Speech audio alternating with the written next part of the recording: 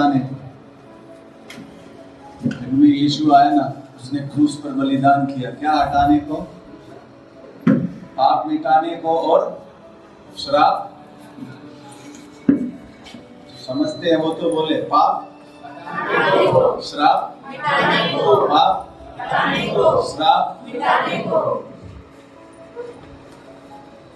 मैं विश्वास करता हूँ आज के बाद ये कलीसिया श्रापों के बारे में बात करेगी।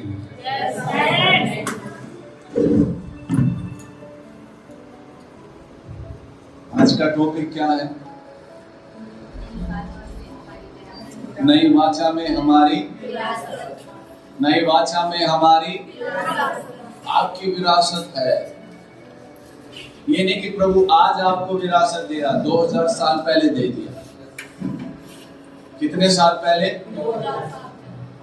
कितने साल पहले? वो विरासत दे चुका। सवाल उठ रहा होगा, लगता होगा कि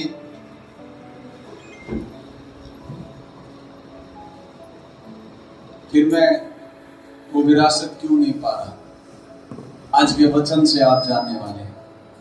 मैं कह रहा हूं आज के संदेश से कोई तो दुखी होने वाला है।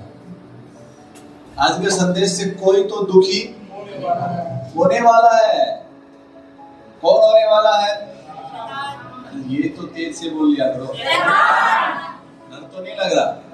नहीं, मैं अभी यहाँ तो बोल दो, चलो यहाँ तो सुरक्षा घर जाऊं तो फिर नहीं है?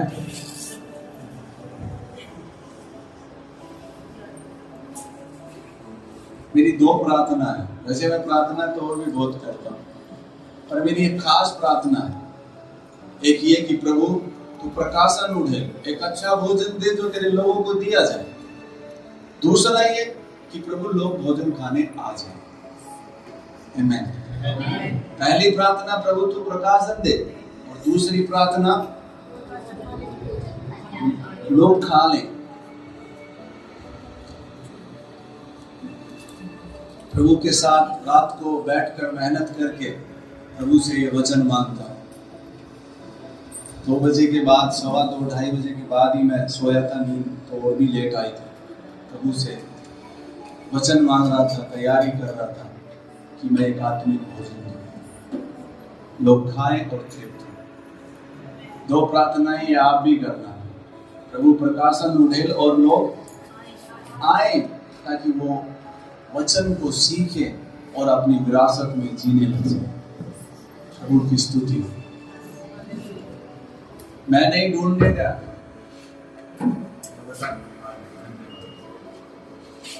मैं नहीं ढूंढने गया, वो हमें क्या आ गया?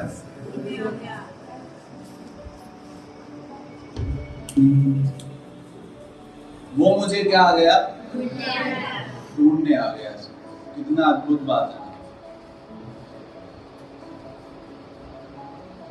हम तो जानते भी नहीं थे।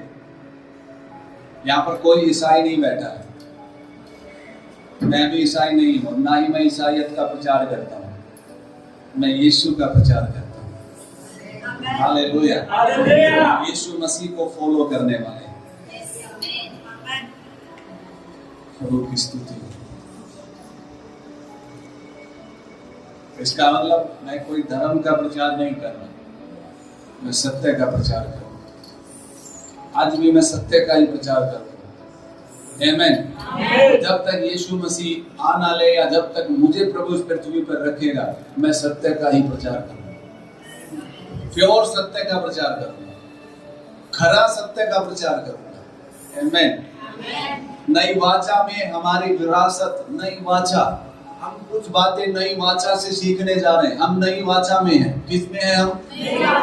हम नई वाचा में हैं, और नई वाचा बहुत ही अद्भुत है। हम पुरानी वाचा में नहीं है।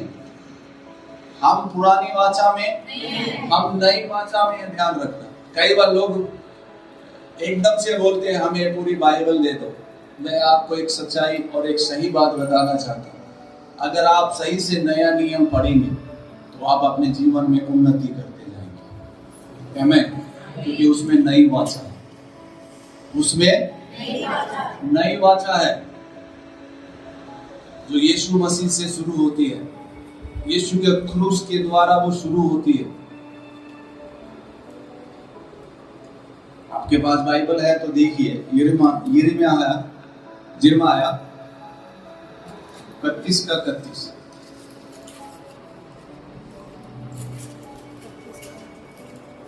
यिर्मयाह 31 का 31।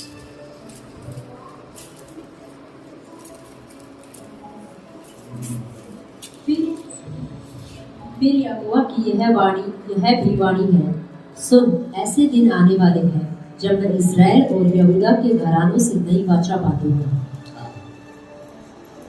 ऐसे दिन आने वाले हैं जब मैं इस्राएल और यहूदा के घराने से नई वाचा। ऐसे दिन, उस समय भविष्यद्वक्ता कह रहा, तो वो किस दिनों की बातें कर रहा था? यीशु मसीह के दिनों की बातें। किन के दिनों की बातें? यहूदा का मतलब है, अगर हम बात करेंगे तो यहूदा गोत्र की जब बात होती है तो मेरे और आपके बारे में बात होती है, क्योंकि यीशु मसीह यहूदा गोत्र में से ही आया। इस्राएल और यहूदा गोत्र से मैं नई वाचा क्या करूंगा? नई वाचा बांधूंगा। नई वाचा, प्रभु की स्तुति हो। तो आज हम नई वाचा के बारे में सीखने जा रहे हैं। एक खुशखबरी बताऊं आपको, नई वाचा में श्राप है ही नहीं। खुश हो जाओ अब तो।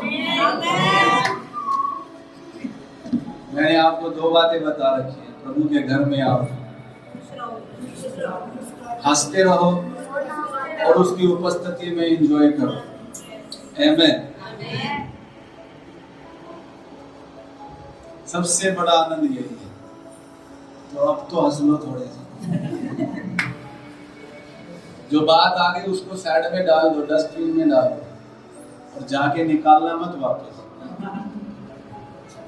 तो वो कचरे वाला ले गया।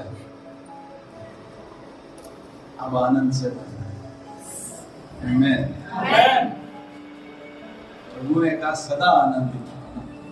हमें सदा क्या रहना चाहिए? सदा आनंदित रहना चाहिए। बहुत ही अद्भुत बात है। सदा आनंदित रहें, हंसते रहो और प्रभु की उपस्थिति में जॉय करो, आनंद करो, नाचो, खुशी मनाओ। तो नई वाचा में क्या नहीं है? श्राप। नई वाचा में क्या नहीं है? इधर वाले मानते हैं क्या है? इतनी गंभीरता से क्यों देख रहे हो? जवाब तो नई वाचा में क्या नहीं है? श्राप नहीं है। हम जिस देश में रहते हैं ना, ये बहुत सुनते आए हैं। पहले भी सुनते आ रहे थे, बाद में भी सुना होगा।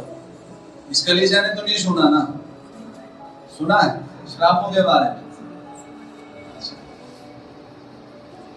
परमेश्वर श्राप दे देगा, ये नहीं सुना ना? यही तो बता रहा हूं।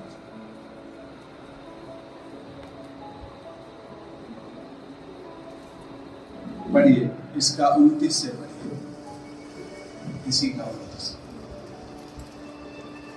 उन दिनों में वे फिर न कहेंगे, पुरखा लोगों ने तो जंगली दाख खाई, परंतु उनके वंश के दांत खट्टे हो गए। अब नई वाचा में है। आज वाले से बोला नई वाचा में।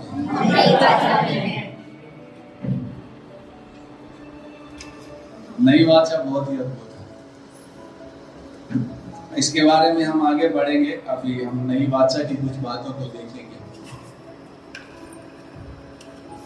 क्योंकि जो कोई जंगली दाख खाए उसी के दांत खट्टे हो जाएंगे। हाँ।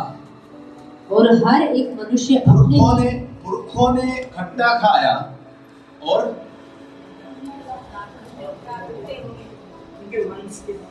खट्टे। फिर से पढ़िए। उन दिनों में वे फिर न कहेंगे, पुरखा लोगों ने तो जंगली दाख खाई, परंतु उनके वंश के दांत खट्टे हो गए। हाँ, अब उन दिनों में ये नहीं कहा जाएगा। उन दिनों में ये नहीं कहा जाएगा कि पुरखों ने खट्टा खाया और दांत किसके खट्टे हो गए। नहीं कहा जाएगा। इसका मतलब क्या है? पीढ़ियों ने जो किया उसका श्राप। बच्चों पर नहीं आएगा। इसका यही मतलब।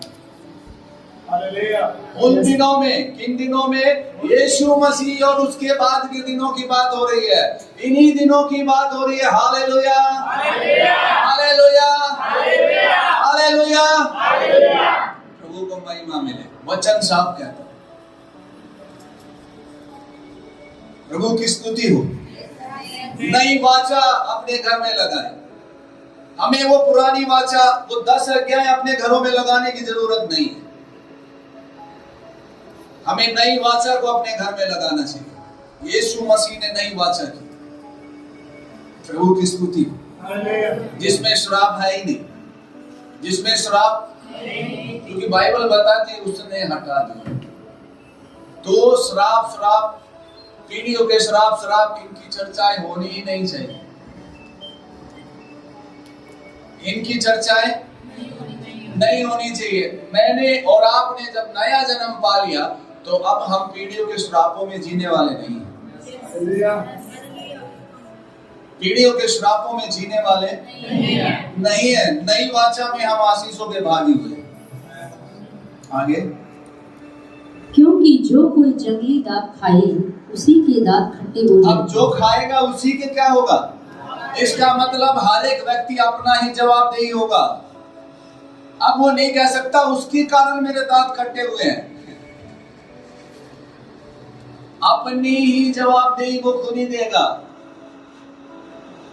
तो अब पीढ़ियों की कोई बात ही नहीं है इसमें।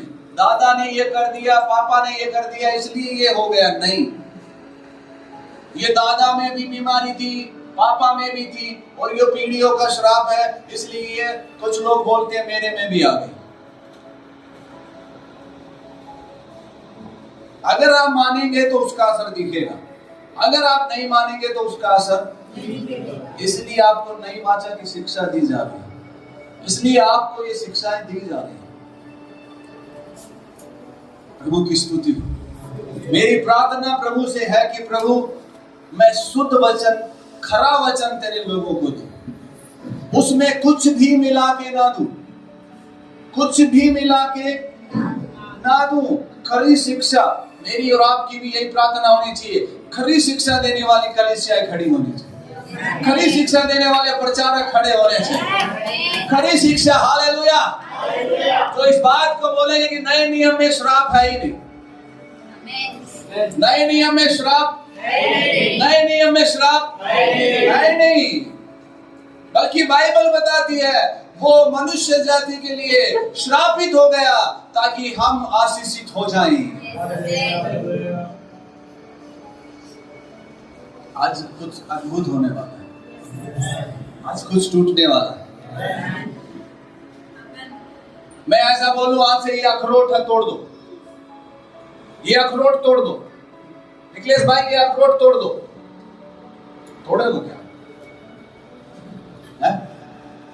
क्यों? क्योंकि अखरोट है ही नहीं। जब पीढ़ियों के श्राप ही नहीं है तो तोड़ोगे क्या? जब पीढ़ियों के श्राप है ही नहीं तो क्या तोड़ोगे? ये बताओ। एक बार एक प्रचारक कहीं सेवा करने गए, वहां एक पति और पत्नी पास्टर से आके बोले, पास्टर हमारे पीढ़ियों के श्राप तोड़ दो। पास्टर को बड़ा दुख हुआ, क्योंकि वो भी इस बात को मानते हैं कि नए नियम में श्राप। पता है कुछ समय बाद वो पति पत्नी मर ही गए, क्योंकि उनकी मानसिकता में ये बैठ गया, उनकी मानसिकता में खमीर बैठ गया, और ये खमीर निकालना बहुत मुश्किल होता है। इसलिए मैं आज आपको कहना चाहता हूं, हर एक प्रचारक को मत सुनो, उसमें खमीर भी आ सकता है, और खमीर बहुत ही खतरनाक है। खमीर ने लोगों को खट्टा कर दिया। पुराना नियम नया नियम मिलाकर प्रचार कर देते हैं। पुराने नियम में हम पढ़ेंगे, प्रभु के अनुग्रह से हम प्रकाशन लेंगे वहां पे। प्रभु की स्तुति। आमीन। आज आप सुनने वाले, अगर आपने संदेश को सुन लिया और अपने जीवन में ग्रहण कर लिया, आप आजाद होंगे, आप आज आजाद हो जाएंगे। आपको निराशा में जीने की जरूरत नहीं है। निराशा में शैतान जिए, हमें आनंद में जीने की जरूरत है। तो ये बात आप समझ लिया, अपनी मानसिकता में बिठा लीजिए। कोई भी आकर आपसे बोले मैं तुम्हें श्राप देता हूं, आप हंसा दो, क्योंकि हमें श्राप लगेंगे। हम जिस पृष्ठभूमि से आए हैं वहां पर यही तो डराया जाता है। अब प्रभु में आकर भी कुछ ऐसा ही कर देते हैं कुछ लोग, कुछ सेवक, कुछ प्रचारक हैं।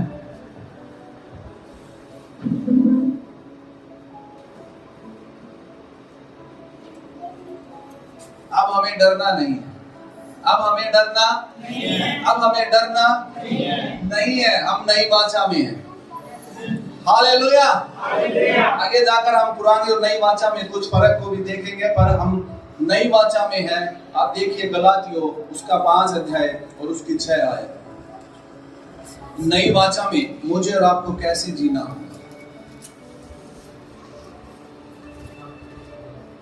मसीह यीशु में न खतना और न खतना रहित कुछ काम का है, परंतु केवल विश्वास जो प्रेम के द्वारा प्रभाव डाला है। मसीह यीशु में, किसमें? मसीह यीशु में ना खतना और ना रहित।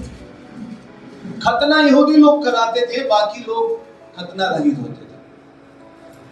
अब हम जब मसीह में आ गए तो अब ये परंपराएं, ये रिवाज है, ये कुछ काम की नहीं है। केवल विश्वास, केवल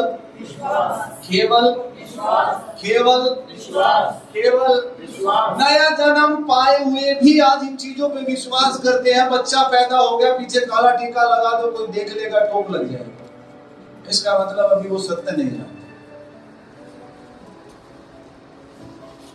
आज भी होते ही काला धागा बांध देते, क्योंकि बांधना चाहिए ऐसा बोलते हैं। तो इसका मतलब अभी वो सत्य को नहीं जानते।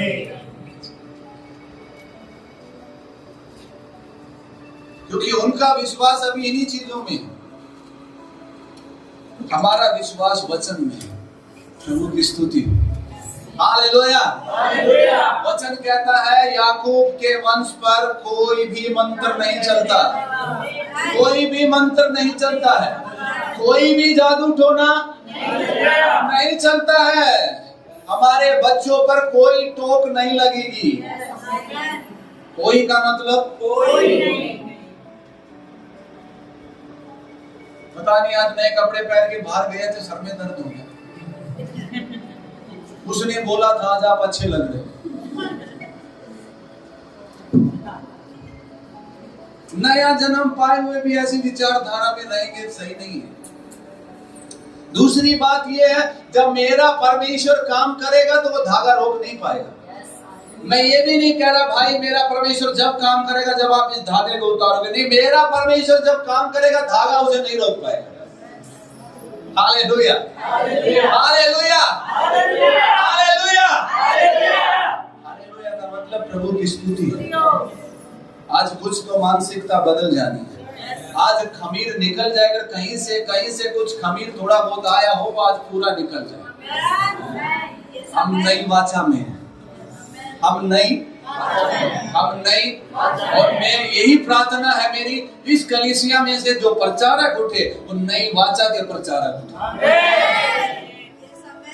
नई वाचा। इसीलिए इस कलीसिया में आकर मिलकर जो सेवा की इच्छा रखने वाले लोग हैं, मैं उन्हें यही कहता हूँ, लगातार आओ, प्रभु के वचन को सीखो। जो प्रचार होता है, जो शिक्षाएं दी जाती है, उन्हें ही जीवो और वही आगे दो।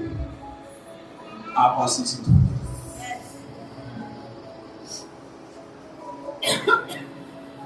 अब नई वाचा में क्या है? विश्वास। क्या है? हम इस विरासत में प्रवेश कर सकते हैं विश्वास के द्वारा। नई वाचा में हम पुत्र हैं।